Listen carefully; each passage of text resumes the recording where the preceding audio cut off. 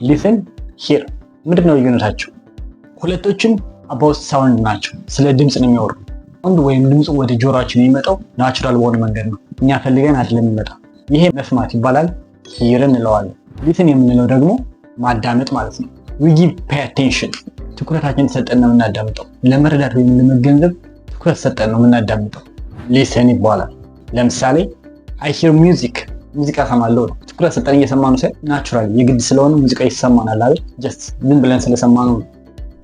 did you hear that sound ያ ድምጽ ይሰማል። አሁንም ይሰማል። መሰማት ድምጹ እንደሚሰማን ለመናገር ነው።